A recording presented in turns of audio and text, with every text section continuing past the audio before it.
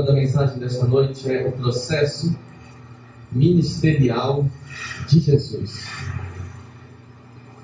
Processo ministerial de Jesus. Gostaria que vocês abrissem a palavra de Deus no Evangelho de Lucas. Evangelho de Lucas, no capítulo 5, nós vamos ler os 11 primeiros versículos. É um texto super conhecido de todo mundo, porém tem preciosidades, tem coisas incríveis inseridas nesse texto. Lucas capítulo 5, versículos 1 ao 11. Chegaram? Amém.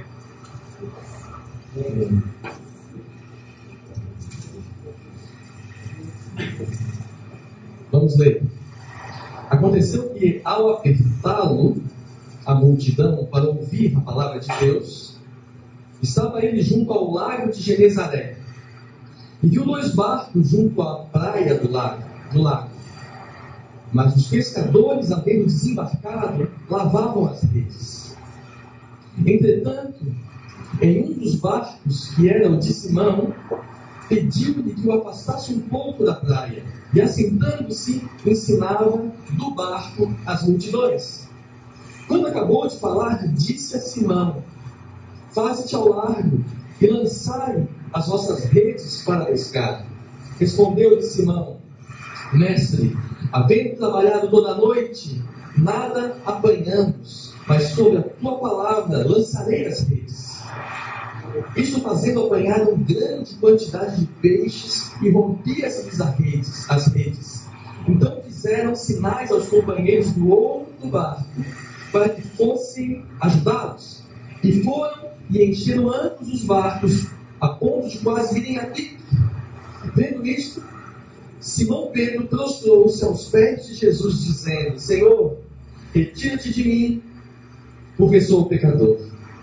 Pois à vista da pesca que fizeram, a admiração se apoderou dele e de todos os seus companheiros, bem como de Tiago e João, filhos de Zebedeu, que eram seus sócios. Disse Jesus a Simão: não temas, doravante serás pescador de homens. E arrastando eles os barcos sobre a praia, deixando tudo, o seguiram. Até aí. Queridos, neste texto está inserido um processo maravilhoso de Jesus. Jesus está à beira do lago de Genezaré, que também é conhecido como o lago ou mar da Galileia. As multidões estão apertando, querem ouvir ele pregar, porém ele está quase entrando na água. Nisso, 2 barcos estão desembarcando. Os barcos eram de pessoas daquela região. Pois Jesus diz assim: tem como, quem é o dono deste? Sou eu, Simão, meu nome. Tem como tu afastar um pouquinho o teu barco para eu poder falar do barco? Sim, sem problemas. Afasta o barco, Jesus vai e prega do barco, ensina a multidão do barco. Jesus fala para todo aquele povo. Porém, Jesus percebe que naquele povo haveria algumas pessoas que se tornariam discípulos. Havia multidão, mas Jesus percebeu que tinha mais, Deus tinha mais a realizar com aquele grupo. Pois Jesus chega, depois de ensinar a toda a multidão, Jesus vira para o dono do barco e diz: entra. Como assim? Entra para o barco. Pega os seus funcionários, porque Simão era dono do barco, e traz junto. Mas por que, Senhor? Vamos pescar. Senhor, eu respeito muito. Eu sei que essa multidão toda veio te ouvir, mas eu virei à noite pescando. Não tem peixe no mar. Passei a noite todinha atrás de peixe, não tinha lá. Mas Jesus provavelmente ficou continuando olhando para eles em silêncio. Aí, constrangido, disse: mas se estás falando, eu estou falando e vou lançar as redes. Fora. Jesus disse: lança. Eles lançam. E vocês ouviram comigo o que aconteceu? Grande quantidade de peixes é capturada. O que Jesus está estimulando em Simão aqui O que Jesus está estimulando em Simão? Fé. Até então, Simão não sabia quem era Jesus. Ouve Jesus pregar, muito provavelmente se interessou, mas muita gente fala bonito. O que mais tem aí? E Jesus disse, vamos pescar. O primeiro ponto fundamental, e era bom que tu anotes, querido, no processo de Jesus, e Jesus precisa encontrar isso para que dê prosseguimento na sua forma de trabalho no coração do homem, ele precisa achar fé. Sem fé, em Hebreus 11, 6, diz, é impossível agradar a Deus. Pois bem, Simão exerceu fé. Sobre a tua palavra eu vou lançar as redes. Simão viu um grande milagre, experimentou do sobrenatural de Deus. Ele viu isto acontecer. Isso fez de Simão um discípulo? Simão viu a operação de Deus, viu os milagres surgindo. Isso já fez de Simão um discípulo? Responde, amado. Não. Não. Vocês lembram dos 10 leprosos? Viver no milagre, experimentar no milagre não me faz discípulo. Haviam 10 leprosos. E eles foram diante de Jesus pedir a cura. Dos 10, quantos foram curados? 10, todos. Quantos voltaram para adorar a Deus? 2. 2 voltaram. Por isso, eu viver o sobrenatural de Deus não me faz discípulo. Não me faz discípulo de Jesus. Se eu tiver fé em Deus, eu vivo o sobrenatural dele. Mas discípulo é outra coisa. Vamos continuar? Além de Simão ter experimentado a pesca maravilhosa e ter exercido fé e crido em Jesus, Simão tem uma reação, e no momento que ele tem essa reação, desperta em Jesus o pensamento de que agora eu acho que eu estou diante de um provável discípulo. Simão tem uma experiência sobrenatural com Deus. E qual é a sua reação? Lembre do texto aí? Ele diz para Jesus, Jesus, se afasta de mim. Simão cai em si, opa, peraí, eu não estou diante de uma pessoa comum. Jesus, eu sou pecador. Jesus, eu sou falho, eu sou pecador. Eu não posso ficar contigo, tu é santo demais e eu muito falho. O que Jesus percebe em Simão? Arrependimento. Simão está se arrependendo. Ele está diante de uma santidade que ele nunca viu, ele está diante de uma pureza que ele nunca experimentou, e isso entrou em confronto com os seus pecados. E Simão disse, meu Deus, o que é de mim? O que aconteceu com Isaías, quando Isaías teve a visão do trono de Deus? Vocês lembram? Foi a mesma reação de Simão, a mesma. Ele disse, ai de mim, que tenho lábios impuros, e habito no meio de um povo de impuros lábios, e eu vi o Senhor da glória. Vou morrer, certeza. Não vou conseguir ficar aqui vivo. Arrependimento. Pois pode anotar, querido, fé mais arrependimento gera um ambiente favorável para eu me tornar um discípulo. Simão se arrependeu, ou pelo menos teve convicção dos seus pecados, que já é uma grande coisa. Isso fez de Simão um discípulo. Pense aí. Meu Deus, ele teve fé. Meu Deus, ele teve convicção que ele era pecador. Isso fez de Simão um discípulo. Ainda não.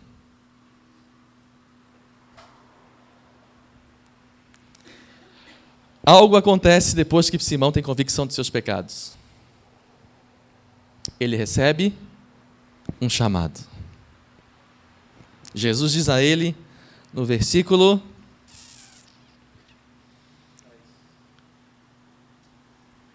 10.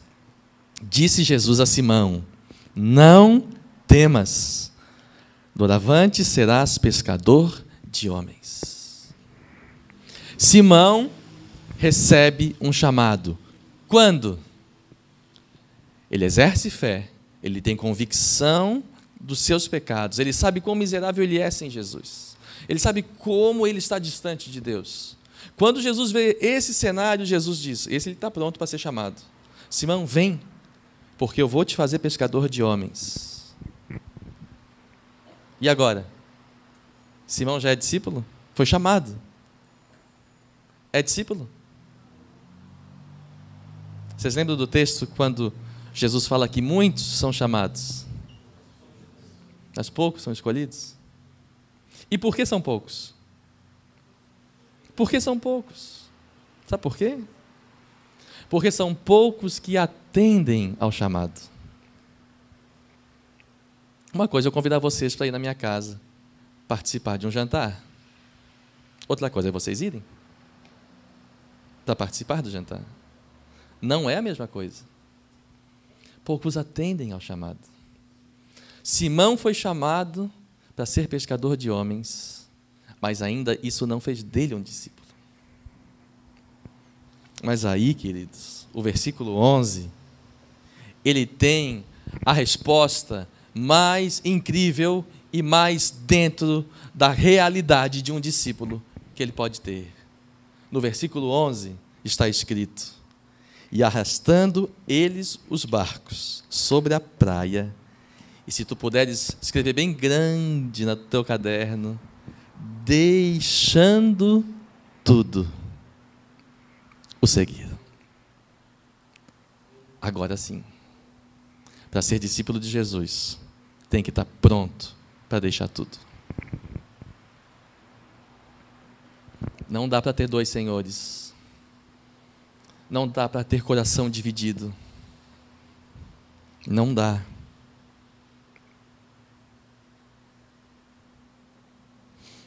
Vocês lembram do jovem rico?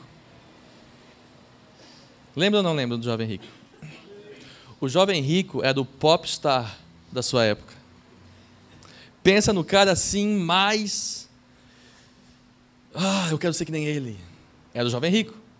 Por quê? Jovem, rico. E não para por aí. Jesus disse que ele cumpria toda a lei.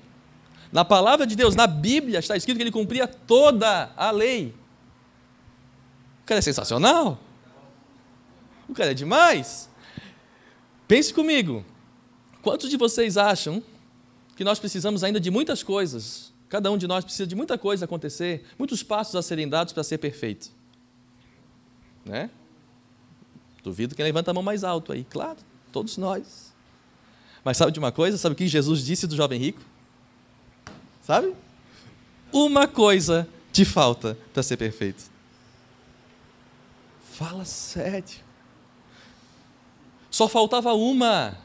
E é da boca de Jesus que sai isso, para ele ser perfeito. Ele era o popstar, ele era o cara.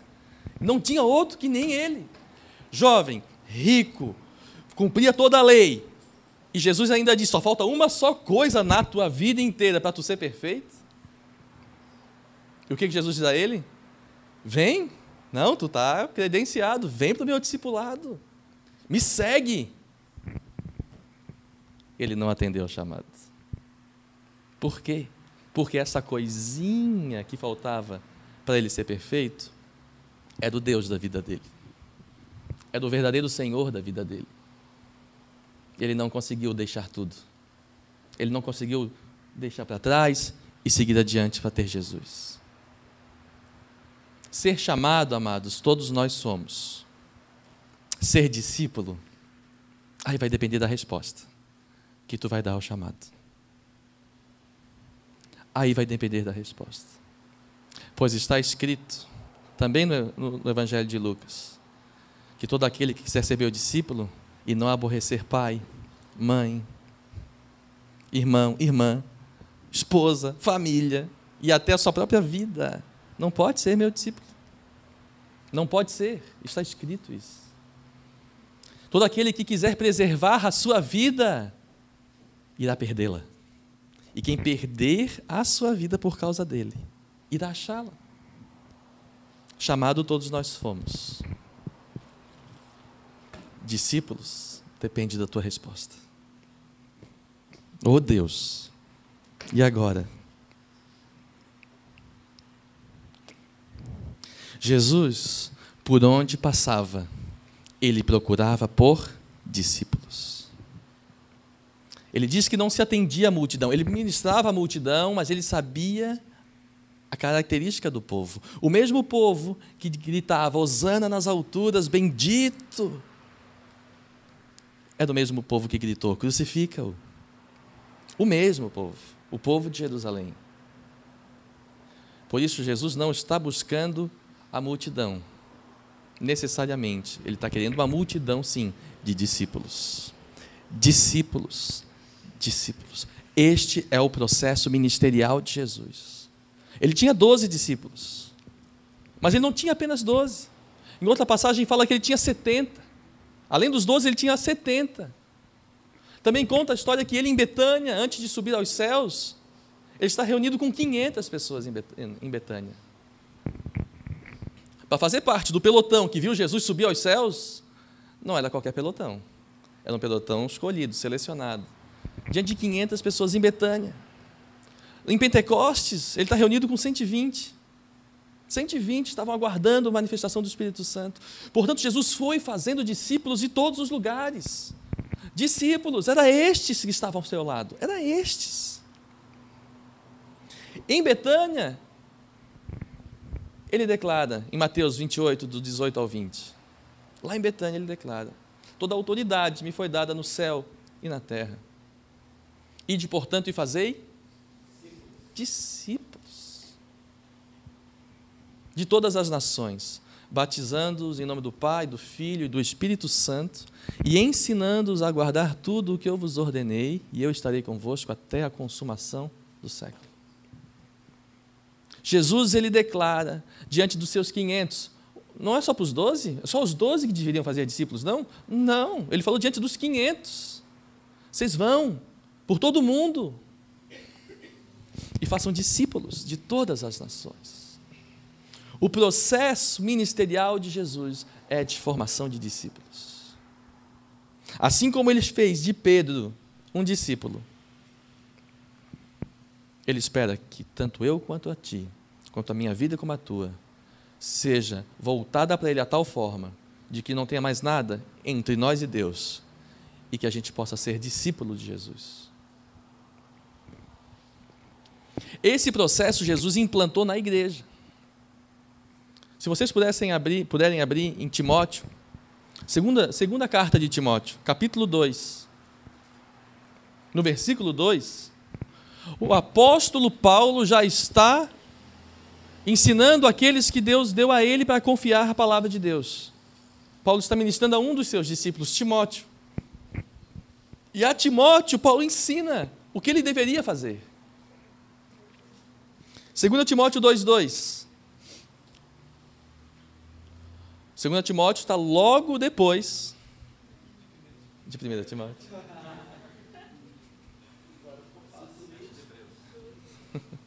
Vamos ler. E o que da minha parte ouviste, através de muitas testemunhas, isso mesmo transmite a homens fiéis e também idôneos para instruir a outros. O que da minha parte ouviste, isso mesmo transmite a homens fiéis, idôneos que irão ainda transmitir a outros. É isso. Qual é o processo de Jesus para o crescimento da sua igreja? É através de eventos. Pense aí, se aqui tivesse um artista gospel hoje, ministrando louvor, será que não ia ter esse lugar tomado de gente? Eu tenho certeza que sim, absoluta certeza que sim.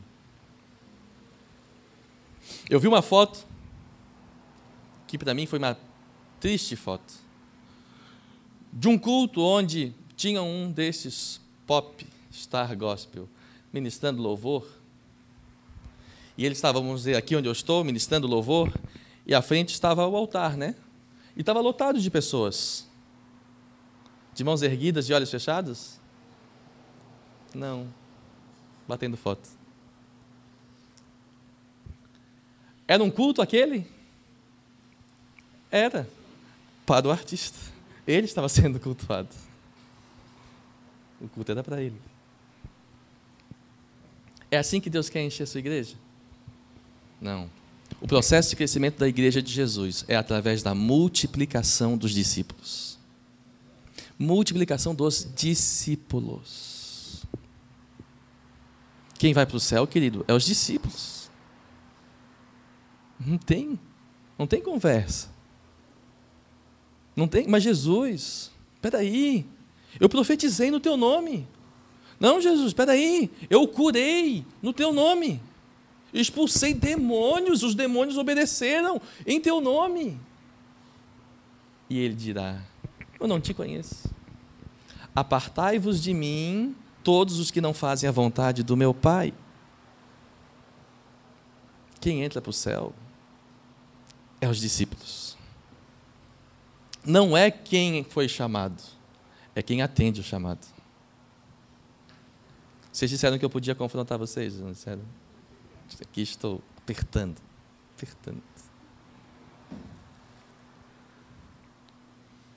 O modelo bíblico de crescimento é através da multiplicação. Vocês querem ver? Abre Atos. Atos dos Apóstolos, capítulo 6. Nós vamos ler os 3 primeiros versículos.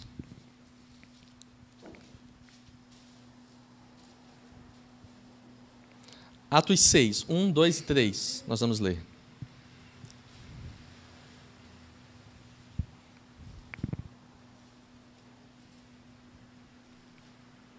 Chegaram? Atos 6. Logo depois de João, é Atos 6, 1, 2 e 3. Ora, naqueles dias, o que aconteceu?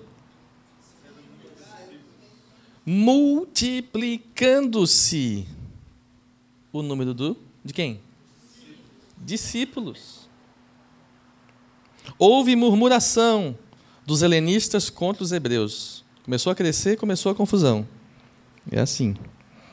Porque as viúvas deles estavam sendo esquecidas na distribuição diária. Então, os 12 convocaram a comunidade de qual? Qual comunidade? Dos discípulos. E disseram: não é razoável que nós abandonemos a palavra de Deus para servir às mesas. Mas, irmãos, escolhei dentre vós 7 homens de boa reputação, cheios do Espírito e de sabedoria, aos quais encarregaremos deste serviço. Agora pule para o versículo 7. Olha o que aconteceu com essa igreja. Crescia quem? A palavra de Deus. E em Jerusalém, o que acontecia? Se multiplicava o número dos discípulos. Também muitíssimos sacerdotes obedeciam à fé.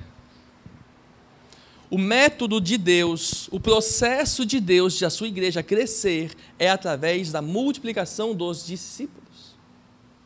Uma reunião cheia não significa que é uma reunião cheia de discípulos. Nós não temos como medir isso. Está cheio, portanto, que bênção, mas Jesus andava no meio da multidão. Não é o caso, o número de pessoas, e sim a qualidade das pessoas. Abandonaram tudo? Entregaram sua vida para Jesus realmente? Eles fizeram dele o seu único Senhor? Estão dispostos a fazer tudo por ele? Então tu tens uma comunidade de discípulos, glória a Deus por isso. Mas não, se o louvor não for bom, já vou para outra igreja. Se não cumprir o horário, o culto tem que começar às 7, hein? 7 e 5 não começou. Não, tem igreja que é no horário. E hoje em dia, com tantas ofertas aí, eu não posso ficar aqui perdendo 5 minutos. Ixi, estranho, né? Não. A palavra? Não, tem palavra muito melhor. Melhor que a Bíblia? Não, o mensageiro. Mas desde quando tem a ver com o mensageiro? Sempre esteve a ver com a palavra. A palavra está sendo pregada e isso não te basta? Não sei se tu é discípulo. Porque o discípulo, a palavra de Deus, a palavra do mestre já basta. Aliás, é tudo para ele. É a palavra que está sendo anunciada, então eu tenho tudo o que eu preciso. Se eu corro atrás de mensageiros da palavra, provavelmente eu não sou discípulo de Jesus. Amém. Estou animado aqui com vocês. Estou animado. Queridos, pense nisso. Quem realmente é discípulo? Vocês acreditam que até o apóstolo Paulo sofreu com essa questão? Quando ele se converteu, as pessoas não acreditavam que ele era discípulo. Veja lá, vocês estão em Atos, permaneçam em Atos, Atos 9, 26. Atos 9, 26. Diz assim: tendo chegado a Jerusalém, Paulo procurou juntar-se com os discípulos. E olha o que acontece. Todos, porém, o temiam, não acreditando que ele fosse discípulo. Paulo, hein? Mas por quê, pastor? Se tu leu Atos dos Apóstolos, tu vai lembrar. Se tu não leu, eu vou te explicar. Paulo, antes de se converter, ele era perseguidor da igreja. Ele queria ver todas as igrejas fechadas. Ele queria prender todos os cristãos. De repente, ele tem um encontro com Deus maravilhoso, indo para a estrada de Damasco. E Jesus, o próprio Jesus, fala com ele. E ele dali muda da água para o vinho. Mas quem que acredita? Não, eu sou o perseguidor da igreja convertido. Ah, não, então vai lá falar, aquela igreja é lá, na minha tu não entra, vai que tu bota uma bomba aqui dentro. Quantos conhecem a história do Hassan Yosef? Quantos conhecem? O filho do Hamas. Vamos ver se está melhorando. Não melhorou nada. O Hamas, vocês sabem, é aquele grupo terrorista da Palestina. E o filho de um dos fundadores do Hamas, pense que situação, se converte. Queridos, esse é um dos livros mais sensacionais que tu vais ler, o mais assim emocionante. Por isso já anote aí, O Filho do Hamas, precisas comprar. Tem em qualquer livraria, qualquer tem. É maravilhoso, o Mateus que me indicou na época, né? E eu li e fiquei alucinado. Pois o filho do Hamas passou exatamente, o Hassan Yosef, o que passou Paulo. Ele tem um encontro com Deus, ao ponto de fazê-lo se render a Jesus. Ele treinado para ser terrorista. Desde pequeno, treinado para isso. Desde o princípio, o seu pai era fundador filosófico da doutrina do Hamas. Esse Hamas que hoje está bombardeando Israel, Israel bombardeando o Hamas, hoje, nos dias de hoje. O cara é filho do fundador. Ele tem um encontro com Jesus em Jerusalém. Deus fala com ele, ele se entrega para Jesus e pede asilo nos Estados Unidos, porque ele virou jurado de morte na Palestina. Pois ele chega nos Estados Unidos, um lugar que, historicamente, foi colonizado por cristãos protestantes. E ele diz, pessoal, eu sou filho do homem lá, mas eu sou convertido. Posso falar na tua igreja? Não, aqui não. Não, posso pregar, então, dá o meu testemunho aí na tua igreja? Não. Porque eu fico muito feliz com a tua entrega para Jesus, mas aqui, melhor tu não vir. Por anos, uns 2 ou 3 anos, ninguém queria acreditar num homem desse. Porque vai que ele está vestido de um colete cheio de explosivos no meio da igreja lotada, bum! Ele é o filho do Hamas, o filho do dono, do fundador. Mas o cara é convertido mesmo, e demorou para acreditarem nele. E hoje, se tu bota no YouTube, tu acha ele, dando testemunho, falando, sendo entrevistado por tudo quanto é canto. Mas foi exatamente isso que Paulo passou. Paulo passou exatamente por essa situação. Não acreditaram que ele era discípulo. Um reformador do século retrasado, George Whitefield. Alguém conhece George Whitefield? Piorou. O filho do Hamas é mais famoso. Tinha 2, pelo menos, que conheciam o Hassan Yosef. O George Whitefield teve 1. Ok. Ele era muito amigo do John Wesley. Melhorou? Não, tá. Tá bom. Ambos acostumados a ministrar a palavra de Deus para multidões. Viveram um avivamento maravilhoso, ambos ingleses, mas viveram um avivamento de Deus maravilhoso, tanto na Inglaterra como nos Estados Unidos. E o George Whitefield tinha uma expressão muito interessante. Ele pregava para 30 mil, 40 mil pessoas, numa época que não tinha nem microfone. Pensa no gogó do homem. E era um quebrantamento, era uma operação de Deus, pessoas se voltando para o Senhor. Era uma coisa maravilhosa que acontecia. E no final, alguém chegou para ele e disse: e aí, George, foi uma bênção, né? Meu Deus, olha essa multidão. E ele respondia: não sei. Me pergunta de novo daqui a 6 meses, para eu ver se eles demonstram sinais de que se tornaram discípulos. Porque senão de nada adiantou essa choradeira toda, se não demonstrou em atitudes que eles têm Jesus como seu Senhor. Vocês estão entendendo? Fazer uma oração é muito importante, entregando a vida para Jesus, mas não é tudo. Não é tudo. Assim como no dia da oração tu disse: Senhor Jesus, eu te entrego o meu coração, com as tuas atitudes isso precisa fazer sentido no resto de todos os outros dias da tua vida. E aí isso vai parecer que realmente tu estás andando como um discípulo. Mas se com as nossas atitudes nós negamos as nossas orações, como depois esperar? Jesus, está preparada aí minha entrada, não está? Só se tu for discípulo. Queridos, o apóstolo Paulo, ele fazia muitos discipulados. Ele tinha discipulados como Jesus. Em várias cidades ele ia fazendo discípulos.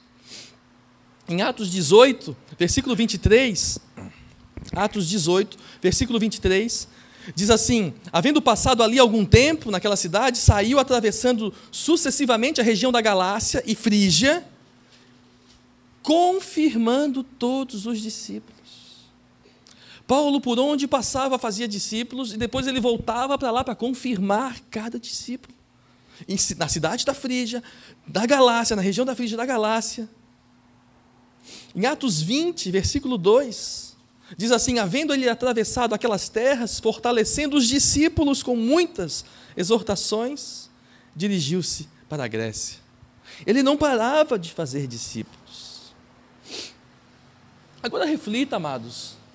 Jesus pode voltar a qualquer momento. Paulo tinha a certeza que Jesus ia voltar na época dele, sabia? Não voltou. E passaram-se quase 2000 anos. Por isso eu tenho muito mais coragem de dizer que Jesus pode voltar a qualquer momento. Porque Paulo acreditava 2000 anos atrás que ele estava para chegar. Portanto, ele está mais perto do que nunca. E se ele chegar em nossa época, e eu acredito que nós vamos ver Jesus voltar, realmente acredito. Se ele chegar na nossa época, ele vai te encontrar vivendo de que maneira? É hoje, Jesus voltou. Não tem amanhã. Todo planejamento de amanhã ficou só em planejamento. Jesus voltou esta noite. Como ele vai te encontrar? Fazendo discípulos? Vocês lembram da parábola do administrador fiel? Vocês lembram? Jesus conta esta parábola justamente para falar da geração que vai estar vivendo a sua volta. E Jesus diz nessa parábola: bem-aventurado aquele servo que, quando o seu senhor voltar, ele estiver dando alimento aos seus conservos, ele estiver dando alimento àqueles que também são servos do Senhor como ele. Bem-aventurado aquele que estiver alimentando as pessoas com a palavra de Deus, fazendo discípulos. Se o Senhor voltar, ele vai te encontrar vivendo de que jeito? Pense aí. Vocês conhecem a história da igreja russa e da igreja chinesa? Conhecem? Eu já contei em vários lugares, pode ser até que alguns de vocês já ouviram o que eu vou contar. E alguns não ouviram, eu vou contar de novo. Ambas as igrejas, no século passado, viveram, não só as igrejas, mas o país, viveram debaixo de um regime comunista. Vocês sabiam disso, né? No século passado, tanto Rússia quanto China estavam debaixo de um regime comunista, inspirado no filósofo alemão, o Karl Marx. Dentro do princípio de Marx, há a necessidade do Estado inteiro ser ateu. É uma aberração qualquer tipo de crença a Deus, não somente ao cristianismo. Qualquer coisa que fale de Deus não pode. Portanto, tanto na China quanto na Rússia, houve perseguição para todos os cristãos. A igreja russa era uma igreja acostumada a buscar a Deus em grandes catedrais, grandes mesmo, templos enormes, e onde o pastor, o líder, era a figura principal da igreja. Todos dependiam do que ele dizia. O que aconteceu com a igreja russa? Na época, ela era em torno de 5 milhões de pessoas. Primeira coisa que o regime comunista fez na Rússia era prender os pastores. Foram todos presos. Todos postos em cárceres, muitos mortos. O que aconteceu com a igreja da Rússia? Ela morreu. Em 50 anos, ela praticamente deixou de existir. Por quê? Porque os pastores não prepararam as pessoas para viver o Evangelho. Eles pregavam e todos ouviam o que eles diziam e faziam o que eles falavam. Ninguém se debruçava na palavra para estudar, para descobrir pela palavra o que está escrito. E a igreja da China? A igreja da China também tinha líderes sensacionais, líderes incríveis. Um dos que eu gosto muito, que eu te aconselho a ler, é um chinês chamado Watchman. O Watchman, na época, ele tinha uma igreja de aproximadamente de 1 a 2 milhões de pessoas, a igreja dele. Só que a igreja chinesa não dependia dos seus líderes. Era ensinado que cada pessoa era um ministro de Deus. Cada pessoa poderia batizar nas águas, cada pessoa poderia ministrar, a ceia, cada pessoa poderia falar do amor de Deus a qualquer um, poderia expulsar demônios, qualquer pessoa, que é o que o Evangelho ensina. O que aconteceu com a igreja chinesa? A igreja chinesa, na época do regime comunista, era em torno de 3 a 4 milhões de pessoas, quando foi instaurado. Chegaram para o Watchman e disseram: cara, dispara. Tu tens a chance, está preparado aí um barco que vai a Hong Kong e outro barco que vai a Taiwan. Tem muitos líderes que já estão com a passagem dentro do barco, já está garantido. Entra junto. Basicamente, praticamente quase todos os próprios teus líderes principais já estão garantidos que vão para o barco. Sabe o que esse cara disse, o Watchman? Eu, que ensinei desde o primeiro dia que comecei a pregar, que eu estava disposto a morrer por Jesus, e agora que chega a hora, eu vou fugir e deixar o povo na mão? Eu vou ficar com o povo. E pega um Watchman e ele fica, se eu não me engano, de 20 a 30 anos preso. Ele é preso, ele é torturado e ele morre na prisão, debaixo do regime de Mao Tse-tung. Mas ele fica. Sabe o que aconteceu com a igreja chinesa? Em 50 anos, eles pularam de 3 a 4 milhões para 80 milhões. Uma igreja perseguida, uma igreja que é proibida a reunião. O que aconteceu foi que o governo da China instaurou, na China, uma igreja estatal, uma igreja do Estado. E eles que elegem os pastores. Então, pensa, é uma igreja mais gelada que o Polo Norte, mais gelada que a Antártida. Porque os pastores foram eleitos pelos governantes comunistas. Porém, o que aconteceu é que aqueles membros daquelas igrejas antes da perseguição, eles sabiam fazer discípulos, eles sabiam ensinar a palavra de Deus, eles sabiam fazer o que Jesus mandou fazer. E eles começaram a se reunir, sabe aonde? Em caverna, em subsolo, em apartamentos escondidos. E a igreja chinesa é chamada a igreja chinesa clandestina, porque ela não é oficial. Mas aqui não é oficial, tem 70 milhões de pessoas, e a outra, a estatal, tem 10, 5, sei lá. Por que isso aconteceu? Porque uma igreja foi ensinada a fazer discípulos, e a outra foi ensinada a ouvir só o que o pastor falava. Queridos, o modelo de Jesus é a multiplicação dos discípulos. É a multiplicação dos discípulos. O nosso alvo, sabe qual é?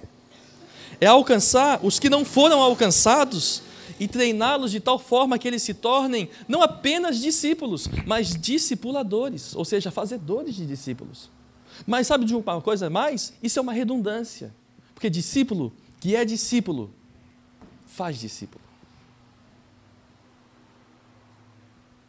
Discípulo que é discípulo, faz discípulo. Estou prestes a encerrar. Mas eu quero dar um exemplo, uma alegoria. Quero criar aqui uma alegoria para tu refletires. Pense num time de futebol, caindo pelas tabelas.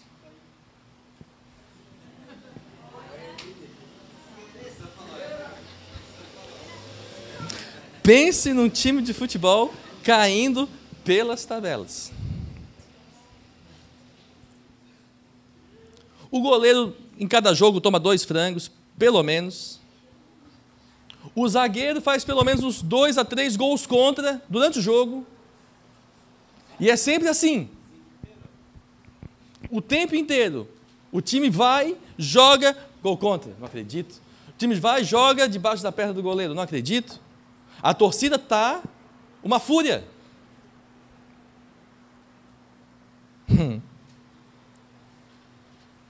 Quantos ficariam felizes se esse fosse o teu time? Não, né? O incrível é que na hora da entrevista, o repórter chega no goleiro e diz: pois é, frango de novo? E ele responde: quer saber? Está marcado churrasquinho, depois do jogo já, tem churrasquinho, garantido. E depois do churrasquinho, parece que vai passar até um filminho depois, vai todo mundo se reunir. Por isso, nosso time é um time muito bom, porque ele é feliz. A gente fica junto o tempo todo, as nossas esposas estão sempre junto. E elas conversam, elas trocam receitas, elas falam de criação dos filhos. É muito gostoso o nosso time. O repórter olha assim, que coisa louca, que coisa estranha. Ele vai no zagueiro. Fizesse gol contra de novo hoje, até o repórter já está indignado. Olha, o que importa é que a gente está junto. O que importa, na verdade, é que nós temos um prazer de estar junto. E o repórter diz: ei, isso aqui é um jogo, e vocês têm que ganhar. A regra do jogo é fazer gol, não é estar junto. A regra do jogo é vencer, não é ficar tocando mensagenzinha durante o jogo.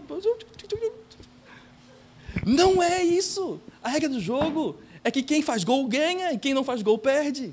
E vocês estão fazendo o quê? Queridos, a regra do jogo da igreja é fazer discípulo. A regra do jogo da igreja é fazer discípulo. É muito bom estar junto, mas isso é secundário, comparado na necessidade de fazer discípulo. Sabe por quê? Falando de forma clara, as pessoas estão morrendo sem Jesus ao nosso lado. As pessoas estão indo ao inferno. Por isso é muito bom sair daqui e comer um cachorro-quente. Mas é muito melhor, se além de comer o cachorro-quente, o nosso principal motivo de vida, e tudo que a gente faz por pensando nisso, é como eu vou levar mais alguém para conhecer a Jesus e se tornar um discípulo? Como eu vou fazer para que esta pessoa compreenda a urgência de que está vivendo? Entregue seu coração para Jesus. O que eu vou fazer? Eu vou terminar com outra história, mas essa é verdadeira, não é uma alegoria. Eu estava ouvindo um pastor ministrar a palavra, e ele estava contando a história da igreja dele. E ele contou que quando ele abriu a igreja abriu na casa dele. E logo, assim, ela chegou a 50 membros, aproximadamente. Logo, eu digo, uns 3 meses, assim, já tinha 50 pessoas. E ele assim, poxa, que bênção, tem 50 pessoas, o que eu vou fazer? E ele pensou, eu vou formar essas 50 pessoas de uma maneira tal que eles sejam discipuladores, pessoas que vão multiplicar o DNA de Jesus. Porque Jesus era discipulador, Jesus onde ia buscava discípulos. E ele diz isso, vou formar esses 50. E sabe o que acontece? Em 1 ano, eles eram 500 discípulos. Cada um desses 50 ganhou 10. E ensinou o evangelho de tal forma que se tornaram discípulos. E ele disse, glória a Deus, é isso aí, é isso que a palavra de Deus ensina, é isso que eu vejo no evangelho, é isso que eu vejo em Atos.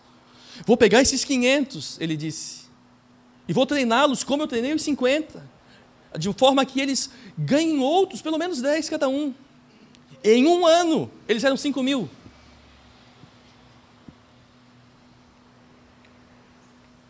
E quando ele chegou em 5.000, no mês seguinte, ele era 4.900. No mês seguinte, ele era 5.000. No mês seguinte, ele era 4.800. No mês seguinte, ele era 5.100. E ele se deu conta, eu não sei dar o próximo passo. Eu não sei transformar 5.000 pessoas em 25.000, 50.000. Eu não sei formar novos discípulos a partir daqui. Sabe o que aconteceu quando ele tinha 5.000? Ele começou a receber convites do mundo inteiro para contar como ele fez aquela explosão em 2, 3 anos. O que aconteceu? E ele disse, não, gente, vocês estão me chamando na hora errada. Quando era um grupo de 50 e depois fomos a 500, eu podia contar alguma coisa, porque lá havia sucesso, lá havia conquista. Quando era um grupo de 500 e um ano depois nós éramos 5.000, eu tinha coisas para contar. Agora, olha a consciência desse pastor. Eu sou um grupo de 5.000 e eu não consigo multiplicar os meus 5.000, eu sou fracasso, eu não tenho nada para contar.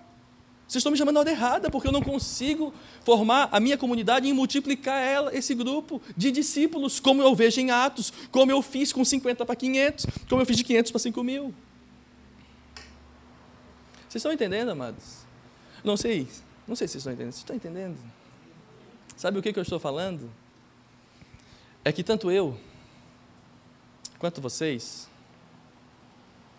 precisamos respirar a mesma urgência que Jesus tem de não ver nenhuma alma perecendo sem conhecê-lo. Tanto eu quanto vocês, se somos discípulos, precisamos viver para fazer discípulos de Jesus. É isso que eu estou dizendo. O modelo de Jesus é este. Vocês viram o que aconteceu com Pedro. Vocês viram como Paulo aplicou isso na igreja, em Atos. E eu quero terminar te fazendo pensar, e tu? Será que não vale a pena mudar a rotina? Será que não vale a pena abrir mão de alguns entretenimentos para se dedicar a Deus de uma forma um pouco mais intensa? Será que não vale a pena rever as prioridades? Porque hoje talvez não estou fazendo tantos discípulos quanto gostaria.